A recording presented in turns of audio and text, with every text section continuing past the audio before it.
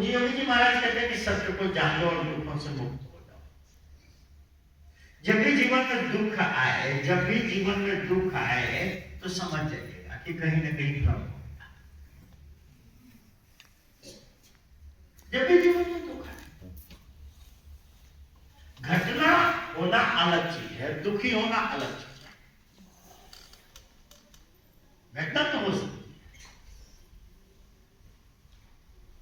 पर जब दुख आए तो समझ जाइएगा कि कहीं ना कहीं समझने में हमें दुनिया को गलती हो। सिमिलरिटी को दूर नहीं कर सकते, घटना को नहीं आप रोक सकते,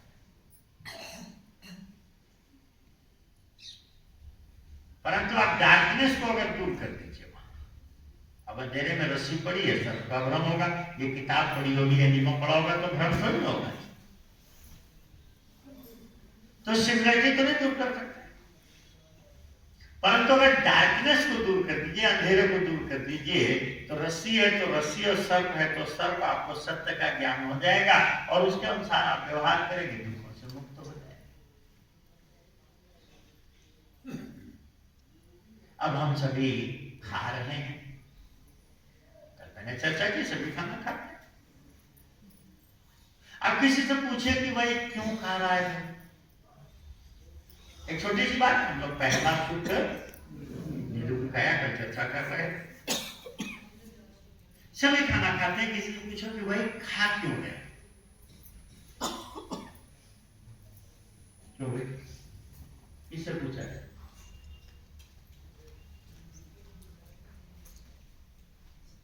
बता सकते हो खाना क्यों खा?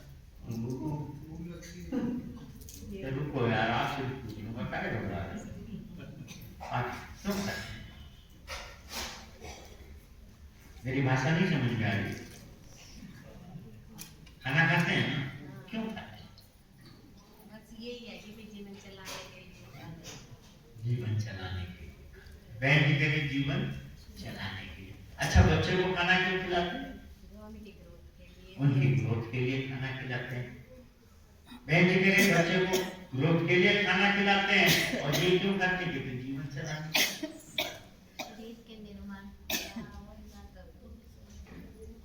अब बच्चे की ग्रोथ की बात अगर करें तो शास्त्र भी कहता है, कल मैंने बताया था छांदोग्योपनिषद में ऋचा है, आचार्य कहता है अन्नम अशितम त्रेधा विधीयते, जो खाना खाया जाता है ये 3 काम करता है।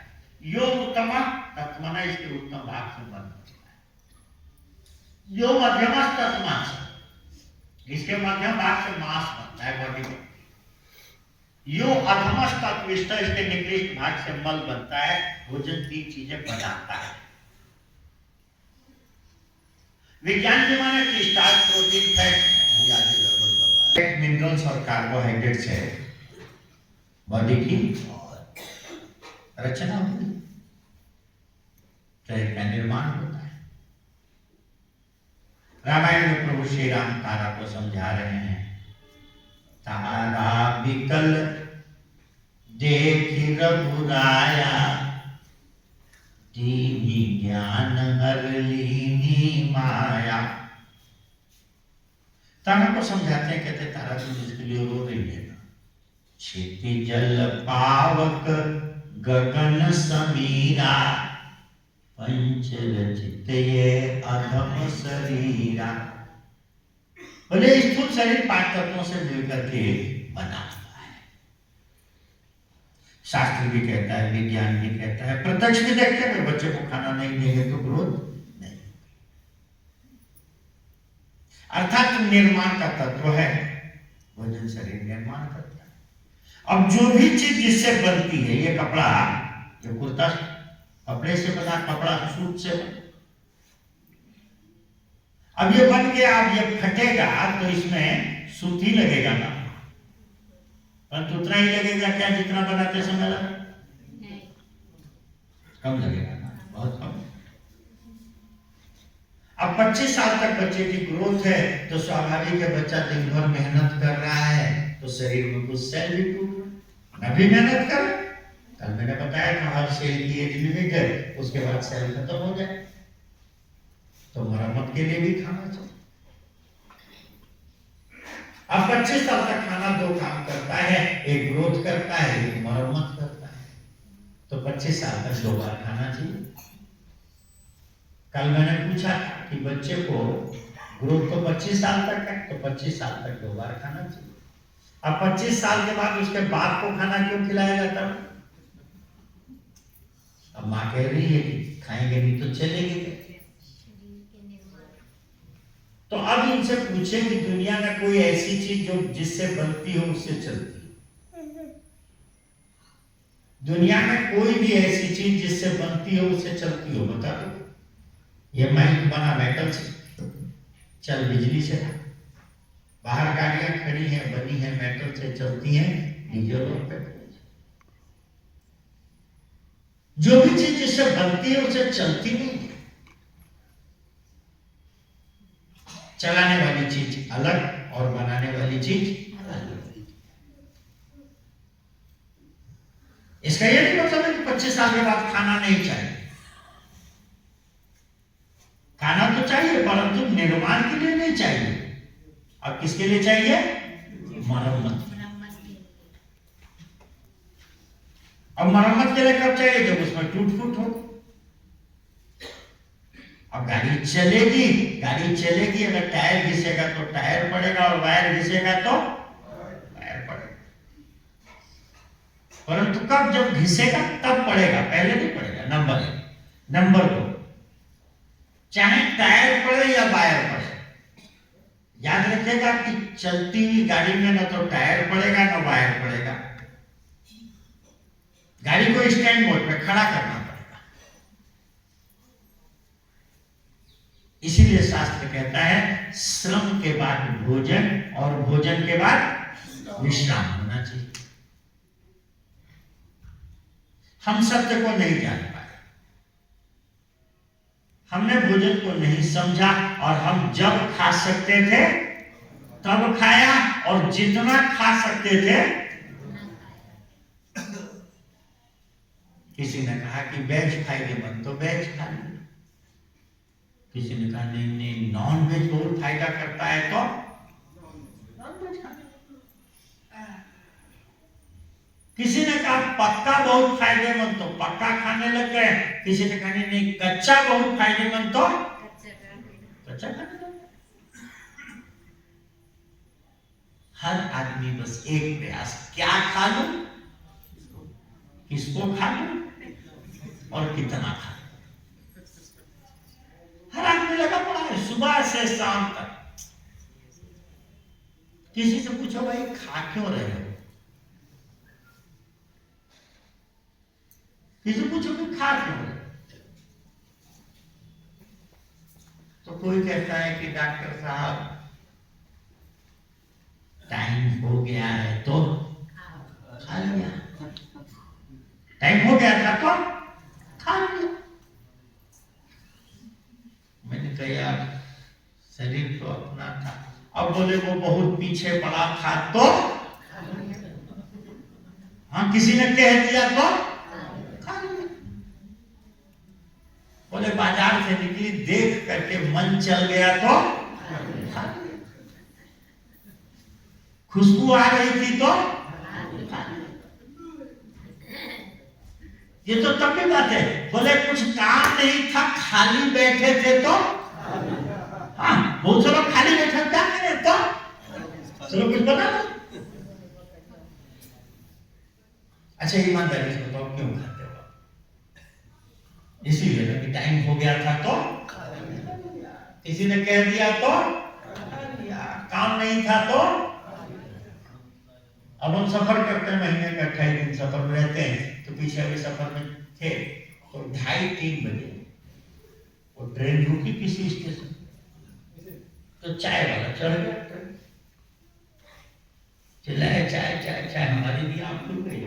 तब तक देखता हूँ कि सामने वाला वो चाय वाले भाई इसलिए बुला रहा है, बोला भाई साहब आंख खुल गई है, आंख खुल गई तो 5 बजे साथ ट्रेन भुसावल पहुंची, 5 बजे ट्रेन भुसावल पहुंची, तो वहां चिल्लाने लगे नाश्ता नाश्ता नाश्ता। तो पंजाबियों की ट्रेन हमारी, और 5 बजे बड़ा पाव और वो सब लेकर के शुरू। मैंने कहा यार 5 बज रहा है, खा क्यों रहा है? बोला भाई साहब नींद नहीं आ रही थी तो खा लिया। क्या करे, नींद नहीं आती है तो बात सही है कि नहीं, खा लेते हैं। कभी हमने खाने की सत्यता को जाना ही नहीं। कल मैंने निवेदन किया था कि छांदोग्योपनिषद में एक और ऋचाई आचार्य कहता है कि अद्यते अतिच भूतानि तस्मात् तदन्नम् उच्यते। ये भोजन मनुष्यों के द्वारा खाया जाता है और ये भोजन मनुष्यों को खा डालता है, इसलिए इसका नाम है खाना। अगर चुप गए तो खाना खा डालेगा, ना खा शास्त्र नहीं कहता कि खाओ खाओ, खाने को शास्त्र मना नहीं करता है। परंतु खा क्यों रहे हो ये तो समझ लो, खाने के रोल को तो समझ लो। याद रखिएगा दुनिया में कहीं भी चले जाइए, अब हमने पैजामा कुर्ता पहना है, भाई साहब ने हमारी पैंट शर्ट पहना, बहन जी ने सूट पहना है तो बहन ने साड़ी पहना, ठीक है ना? हमारा पहनावा अलग होगा। हम हिंदी बोलते हैं, आप लोग ये भाई हमारे मराठी बोलते हैं, और भाई गुजराती बोलते हैं, डॉक्टर साहब हमारे। भाषा अलग हो सकती है, पहनावा अलग हो सकता है। आप लोग कचौरी और समोसे खाते हैं तो महाराष्ट्र में चले जाइए तो लोग बड़ा पाव खाते हैं, गुजरात में चले जाइए तो वो खम्मन ढोकला खाते हैं, साउथ में चले जाइए तो इडली और डोसा खाते हैं। खाना पीना अलग होता है, भाषा अलग होती है, पहनावा अलग। परंतु आपको मालूम है धरती पर कहीं चले जाइए, इस सृष्टि में कहीं चले जाइए, जहां तक मनुष्य है ना, ये 5 अंगुलियां उसकी ऐसे ही ऐसे धरती पर कहीं चले जाइए। जानते हैं 5 अंगुलियां क्यों ऐसे होती है? वैसे तो योग शास्त्र में इनकी अलग व्याख्या दी गई, परंतु परम पूज्य योगी जी महाराज सतत कहते हैं कि 5 अंगुलियां इसलिए दी गई हैं ताकि अगर इसको समझ जाओ और इसके अनुसार अपना खाना पीना करो, अगर इसके अनुसार अपना भोजन क्या कर लो तो कभी धरती पर बीमार नहीं पड़ो, कभी आपके शरीर में डिफिशियंसी नहीं है।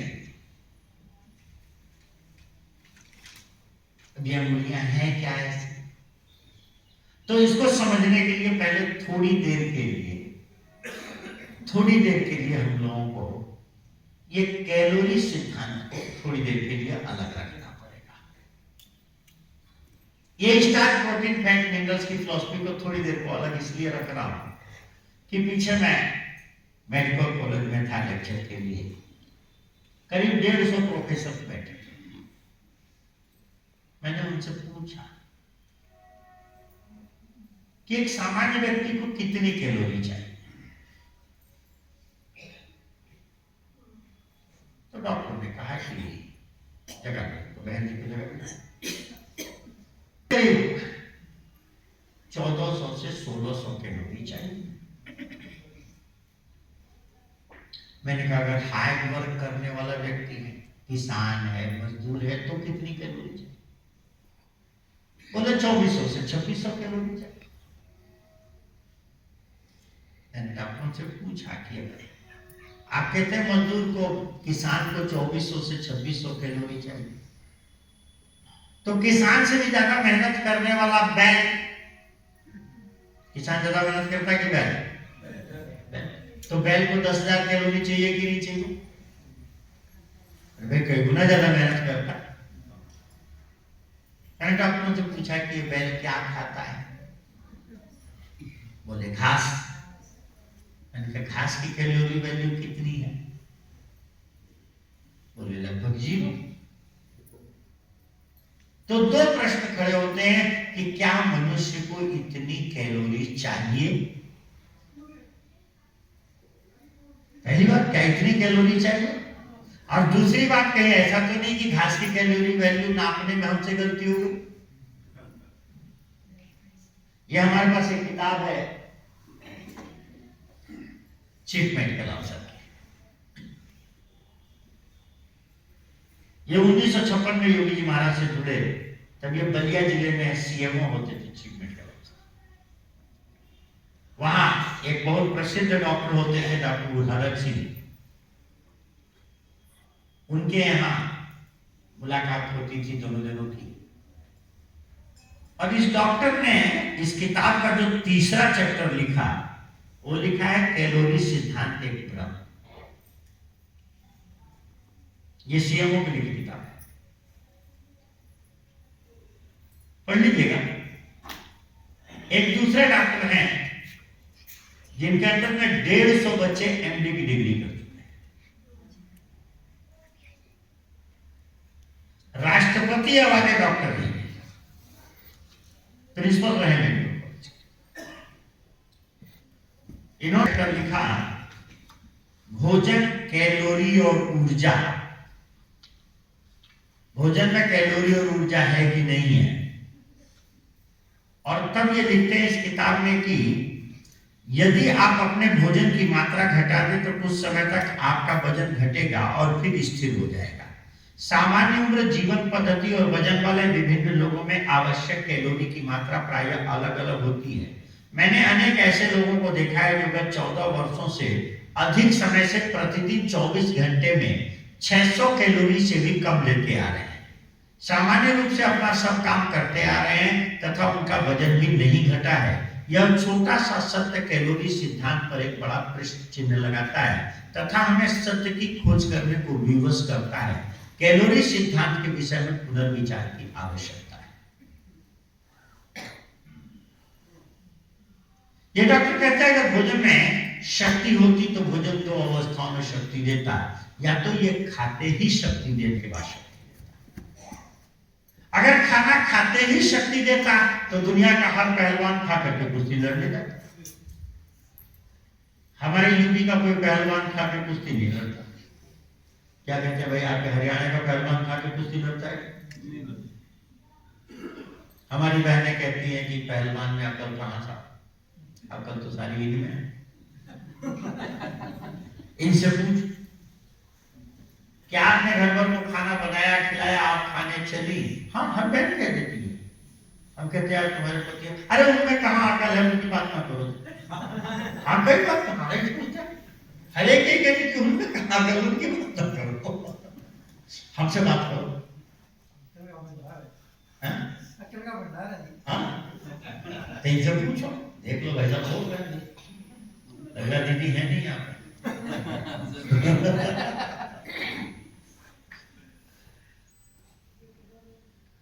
मेरे साथियों, किसी बहन से पूछो कि आपने घर भर को बनाया, खिलाया, आप खाने चली।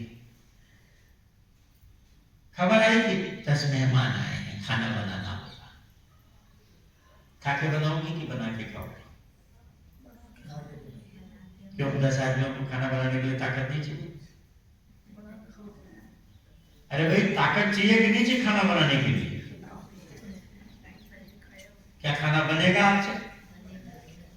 खाके खाना बनेगा? क्यों नहीं बनेगा? क्यों? कभी सोचा? आप कहेंगे खाना तो पचने के बाद ताकत देगा, खाती ताकत कैसे? अगर खाना पचने के बाद ताकत देगा तो एक नई कहानी। 4 घंटे आमाशय में घोल तैयार होगा, उसके बाद रस बनेगा, रस से रक्त बनेगा। कम से कम 5-6 घंटा लगना चाहिए।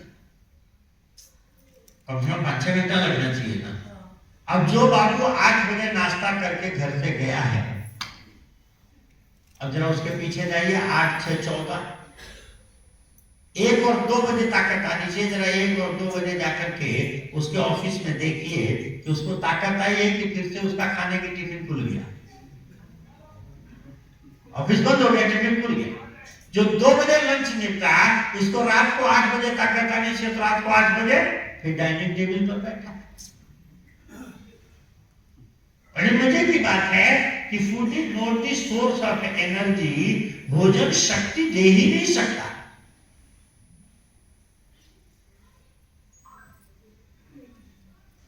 करीब विश्व के करीब 55 डॉक्टरों की रिसर्च है। भारत में करीब 15 डॉक्टरों की रिसर्च है। सब सीआईडी की देखरेख में रिसर्च हुई है। सभी एक एक डाटा तैयार किए।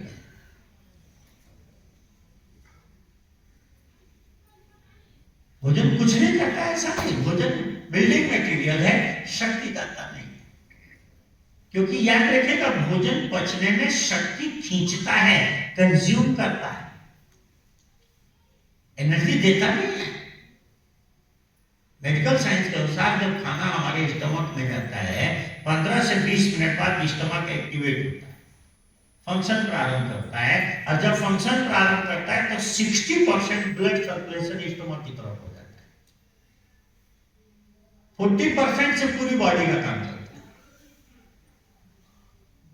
यही कारण है कि खाने के बाद आंखों में नींद और हाथ पैरों में थकान महसूस होती है। ब्रज में कहावत है, खाए के पर रहो, मार के तब रहो।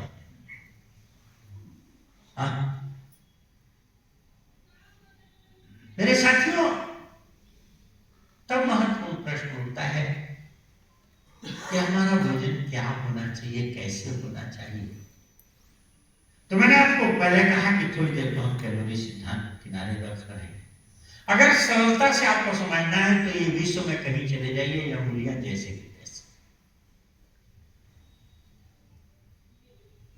याद रखिएगा, इसमें 4 अंगुली एक जैसी हैं और ये अंगुली अलग है। ये 4 एक जैसी हैं, ये अलग। भगवान ने जो सृष्टि की रचना की, इसमें भी 4 चीजें एक जैसी हैं, एक चीज अलग है। इसमें 2 हड्डियां हैं, इधर 3 हड्डियां। इसमें 2 हड्डी, इसमें 3 हड्डी। ये हाथ के आगे में है और ये हाथ के आगे में है। कहते हैं जब भगवान ने सृष्टि की रचना की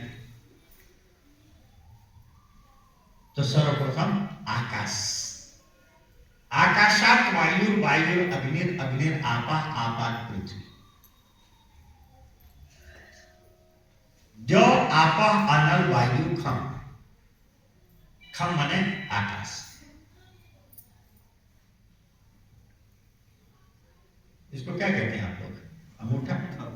और इसको क्या कहते हैं? ठेका। ठेके का मतलब जानते क्या होता? कुछ नहीं। कुछ नहीं।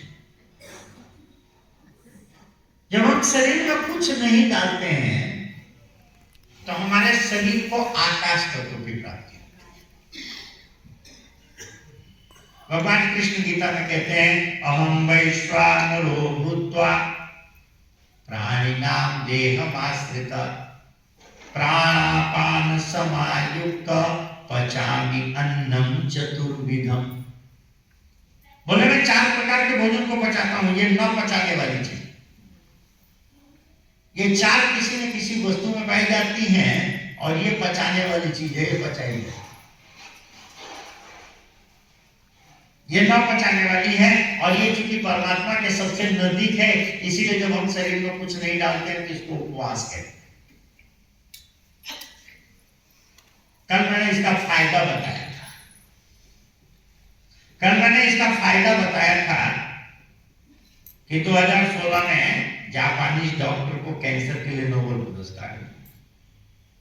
सर्च करके देखें क्या नाम था उसका, गूगल पे डालो, अभी मालूम हो जाए। 2016 में कैंसर के लिए नोबेल पुरस्कार विजेता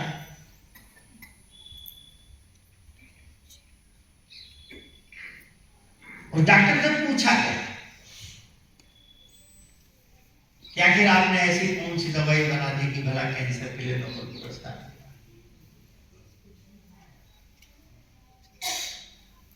और डॉक्टर कहता मैंने कोई दवाई नहीं बनाई। तो बोले फिर कैंसर के लिए नोबेल पुरस्कार? बोले हाँ, कैंसर को कैसे ठीक किया जा सकता, बहुत आसानी से बात समझ में आ गई, ये शरीर का विज्ञान है। बोले इससे कैंसर ठीक हो सकता है? बोले वो क्या विज्ञान है? तो डॉक्टर कहता है कि जो हम खाना खाते हैं तो उस खाने से हमारी कोशिकाएं, हमारे सेल पोषण प्राप्त करते हैं। बोले खाना नहीं खाते हैं तो कोष भूखे हो जाते हैं, और जब ये भूखे होते हैं तो ये एबनॉर्मल सेल को खाने लग जाते हैं।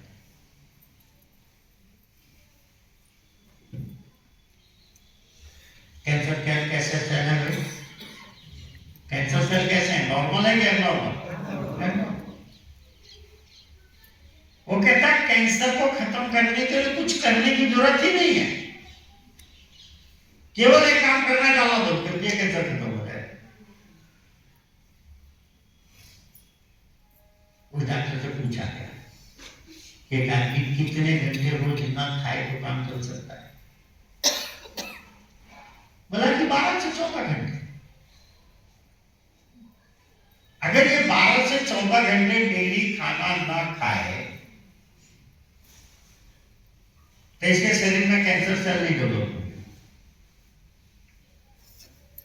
आज ही बड़ा खुशबा कमाल है, हमारे बुजुर्गों ने कहा था कि बेटा सूर्यास्त से पहले खाना खाने तो बड़ी बड़ी तो बोले सूर्यास्त से पहले खाना खा लेना, और दूसरे दिन पूर्ण सूर्य को जल चढ़ा करके तभी पानी भी पीना, उससे पहले पानी भी मत पीना। खाना नहीं, ये 12-14 घंटे तो वैसे ही हो जाता है। तब ये कैंसर हमारे हिंदुस्तान में नहीं, पुराने ग्रंथों में हमारे कैंसर की चर्चा नहीं मिलती। एक मधुमेह की चर्चा मिलती है, प्रमेह की चर्चा मिलती है, ट्यूबरकुलोसिस, राज्यक्षमा की चर्चा तो मिलती है, पर कैंसर की चर्चा नहीं मिलती।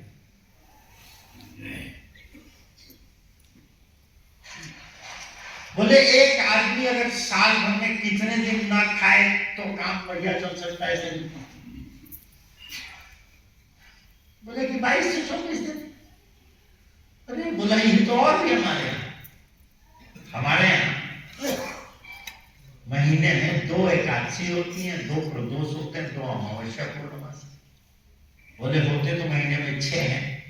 बोले इसमें से कोई एक चुन लो, जो एकादशी चुन लो तो महीने में 2, तो साल में 24। बोले वैसी हो जाती है हमारे। बोले 9 चौके 36, ये नवरात्र तो पॉकेट में बने। बोले कुछ नहीं करो तो 6-6 महीने में कर लो, 3-3 महीने में कर लो ना करो। बोले भाई एक बात, अगर खाना नहीं खाए तो तुम कहते हो ये एबनॉर्मल सेल को खा जाएंगे, और ऐसा जरूरी तो नहीं कि हर एक के शरीर में एबनॉर्मल सेल हो ही। अरे भाई कैंसर सेल हो तो जरूरी नहीं ना। अब फिर भी आदमी खाना नहीं खाए तो क्या होगा? अरे बोले तो बात बदल गई। बोले मालूम इस शरीर की अगर खाना डालते हैं तो कोष इससे पोषण प्राप्त करते हैं, खाना नहीं खाते हैं तो एबनॉर्मल सेल को खाने लग जाते हैं। बोले फिर भी खाना नहीं खाया, एबनॉर्मल सेल भी नहीं है तो बोले बॉडी में जो भी एक्सेस माल पड़ा है, जो भी एक्सेस माल पड़ा है, इन सबको खाने लग जाते हैं। अब जितना फैट बढ़ रहा है, जो लोग परेशान है फैट से, कुछ नहीं करना है, केवल बढ़ाने वाली चीजें रोक देंगे, भूखे नहीं रहना। जितने भी हमारी बहनें ये परेशान है कि साहब इनको डॉक्टर ने बल्कि यूट्रस कह दिया है, बल्कि यूट्रस भारी हो गया है, जिसका कारण ब्लीडिंग बार बार आती है। बोले यूट्रस में सिस्ट हो गया है, यूट्रस में गांठ हो गया। बोले कुछ नहीं करना, डॉक्टर कहता है आपको रिमूव करना पड़ेगा, कुछ नहीं करना। जितने यहां बैठे हैं कि आपको डॉक्टर ने कह दिया कि आपका फैटी लीवर हो गया है, एक आम समस्या है, फैटी लीवर एक आम समस्या है। अभी जितने हमारे 40 साल के ऊपर वाले बैठे हैं, उन्होंने प्रोस्टेट इनलार्जमेंट, क्या कहते सभी जानते हैं, 40 साल के ऊपर वाले तो सभी इस बात को जानते हैं, प्रोस्टेट इनलार्जमेंट। बेचारे रात को भी परेशान, दिन में भी परेशान। इलाज हो गया, बल्कि हो गया, थोड़ा फैल गया। हम तो लोगों से कहते हैं करके देखो, आज आप उपवास शुरू करो और आज देखो आपको पेशाब में अंतर दिखाई देता है। रात को जितनी बार जाते थे आज देखो उतनी बार ही गए थे। कल आप लोगों ने दिन भर का उपवास किया, उपवास मतलब दिन में कच्चा आपको पक्का पहली बार चेंज किया। ईमानदारी से जितने लोगों ने चेंज किया, क्या परसों जितनी बार गए थे कल उतनी बार ही गए थे क्या? देख लेना परसों। कहीं आपने अगर एनिमा ले लिया होता तो और चमत्कार, और कहीं आप उपवास कैंप में आ जाइए हमारे, गारंटी लेते हैं। देखिए आपको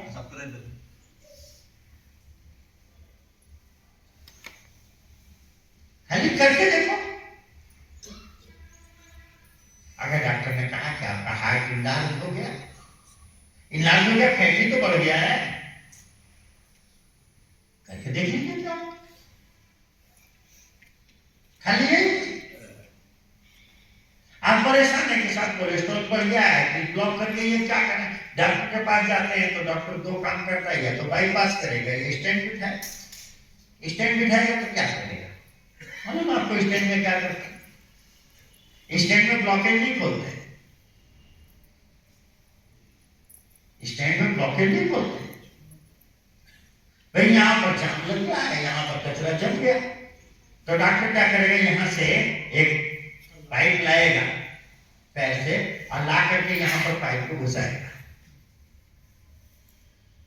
अब आपसे पूछेगा कि साहब आपकी आर्टरी में ब्लॉकेज है, बोलो क्या करना है? आप अंदर पड़े हो, घर वालों को ब्लैकमेल किया जाता है, कौन सा बिठाना है? और बिठाने में क्या होता है कि वो पाइप में से एक बैलून लाएंगे, बैलून होता है ना, पहले तो पिच का हुआ होता है, यहाँ अब उसमें हवा भरी जाएगी। जब हवा भरी जाएगी तो वो ऐसे फूल जाएगा, और पाइप में से बैलून ले जाएंगे, पाइप को खींच लेंगे, उसमें हवा भर देंगे, हवा भरेंगे तो वो ऐसे फैला। क्या ब्लॉकेज खोल दी क्या? कचरा जो का तो पड़ा हुआ है, इसमें खेल तो कर दिया नाली को। जैसे हम लोग नाली में से कचरा इधर से उधर करके और थोड़ा सा रास्ता खोल देते हैं, इसीलिए दोबारा फिर कचरा जमा हो जाता है, यहाँ से निकलेगा कहीं और जमा हो जाए, यहाँ भी जमा हो। इसलिए एक बार स्टैंड बिठाने के बाद दोबारा भी स्टैंड बिठाए। बाईपास करने के बाद बाईपास में क्या किया? इसको जो का तो पड़ा रख दिया, एक यहाँ से लिया और अलग से नस डाल दिया। आप समझते हैं कि हमारा साथ हमसे लोग कहते हैं अरे जी डॉक्टर ने कहा है कि दवाई बंद करना। बोले क्यों? बोले कि ब्लॉकेज हो सकती है। फिर से उससे पूछो कि दवाई खाते हुए तो ब्लॉकेज नहीं होगी, और पूछना तो छोड़ो, जिनको भी दोबारा ब्लॉकेज हुई पूछो दवाई खा रहे थे कि नहीं खा रहे थे। बोले डॉक्टर साहब इसका फिर इलाज बड़ा सिंपल से जाता, कुछ नहीं करना इसमें, खाली डालना बंद कर दो, ये कोशिकाएं इस कोलेस्ट्रॉल को खा जाएंगी, ये जो यूरिक एसिड है इसको खा जाएंगी, जो भी एक्सेस माल पड़ा है। कल मैंने आपसे कहा कि आपको अरहर की दाल बनानी है, आज अरहर की दाल नहीं है घर में, तो क्या बनाओगे? कुछ भी पड़ा है, जो दाल पड़ी है वो बना दिया, जो पड़ा है वो, जो भी एक्सेस है वो बना दिया जाए। शरीर की एक तो विशेषता है कि शरीर जितना करता है उस चीज को कन्वर्ट कर लेता है, जिसकी आवश्यकता है उसमें कन्वर्ट करके अपना काम चला लेता है। लोग परेशान होते हैं, कुछ नहीं करना है, सत्य को जानो और दुखों से मुक्त हो जाओ। भगवान ने ये शरीर ऐसा सिस्टम डाला है, इसीलिए आयुर्वेद में आचार्य कहता है अक्षि कुक्षि भवार्गोगा प्रतिश्याय प्रणश्वरा। पंचैते पंचरात्राणि प्रशमं जानति लंघनात्। बोले अक्ष मने आंख के, कुक्षी मने पेट के, प्रतिशय जुकाम खांसी, ब्रड फोड़ा फुंसी, ज्वरा मने बुखार। बोले ये पंचैते पंचरात्राणि प्रशमं जानति लंघनात्। अगर 5 रात के लिए लंघन करा दीजिए ये बीमारियां अपने आप ठीक हो जाएगी, कुछ भी कर दीजिए। केवल ये आकाश पर इतना महत्व, केवल एक काम करना है कि डालना बंद कर दे। वैसे भी जब बीमारी आती है तो देखिए सबसे पहला क्या होता है, आपके मुंह का स्वाद खराब होता है कि मुंह का स्वाद खराब। अरे जी बुखार करा था तो मुंह का स्वाद खराब होता है। ये क्यों खराब होता मुंह का स्वाद जानते हैं?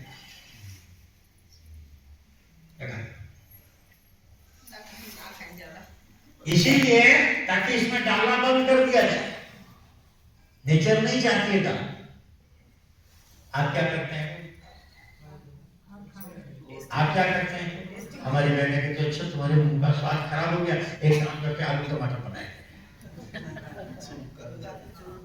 एक काम करते हैं मसाला भात बनाए। हमारा जो मसाला भात को आपने आलू टमाटर की सब्जी मसाला डाला, नेचर ने देखा और तेरे किसने तो मसाला डाल दिया, आप क्या करें? तो नेचर तुरंत क्या करती जानते हो? मुंह में छाले पैदा कर देती है। बेटा अब डाल तू मसाला भात कैसे डालता है? नेचर भी लगी ठीक है। आप कहती हैं अच्छा तुम्हारे मुंह में छाले हो गए, एक काम करते हैं कि तुम दूध भात खा लो, ब्रेड दूध खा लो। नेचर ने देखा कि हमने तो इसको रोका था कि डाले दे, इसने तो दूध डाल दिया सबसे हैवी। हाँ दूध सबसे हैवी फूड है, क्योंकि बच्चा 6 महीने माँ के दूध पे जितनी तेजी से ग्रोथ करता है ना, इतना जिंदगी में तेजी से नहीं बढ़ता है। नेचर ने देखा तो दूध डाल दिया, क्या करें? तो नेचर तुरंत टॉन्सिल खुला देती है, बेटा अब डाल दो, क्या डालता है इसमें? थूक में नहीं घटता जाता। तब हमारी बहनें, हमारे डॉक्टर भाई लोग क्या करते हैं? टॉन्सिल काट करके निकाल देते हैं। हमने सत्य को नहीं जाना। नेचर इसलिए रोक रही थी क्योंकि अंदर काम चल रहा है। हाथ पैरों में टूटन महसूस होती है, वो इसलिए टूटन महसूस होती है ताकि फिजिकल वर्क ना करिए। नेचर तेजी से सफाई में लगी। आप अगर पढ़ना चाहेंगे, कुछ टीवी आदि देखना चाहेंगे तो सर दर्द होने लगता है, आंखों में जलन होती है। नेचर नहीं चाहती है कि आंखों से कोई काम किया। फिजिकल, फिजियोलॉजिकल, मेंटल सब काम हो जाती है। हम नहीं मानते, हम नहीं सुनते, हम दवाई खाते। मेरे साथियों करना क्या है? करना कुछ नहीं है, केवल सफाई डालिए। अगर डेली रूटीन में अगर इसका पालन करते हैं तो शरीर में कंडीशन आने ही नहीं पाए।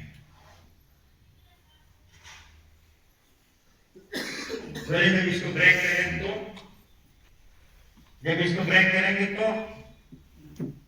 तो बोले ब्रेकफास्ट है एक राजा की तरफ।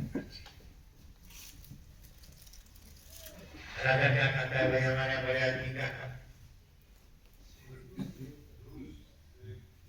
मजदूर को तो भाई पूरी पराठे चाहिए, सवेरे पराठे रोटी चाहिए मजदूर को। और क्या राजा भी रोटी खाता है क्या? सवेरे पराठे खाता है क्या? जूस पिएगा, सूप पिएगा। बढ़िया जूस बनाइए, इसको आकाश से जब ब्रेक करेंगे तो लिक्विड फॉर्म से ब्रेक करेंगे, याद रखिएगा, सॉलिड से। आकाश जब भी ब्रेक किया जाएगा लिक्विड से ब्रेक करेंगे। लिक्विड में भी थोड़ी पत्ती ज्यादा, थोड़ी पत्ती ज्यादा।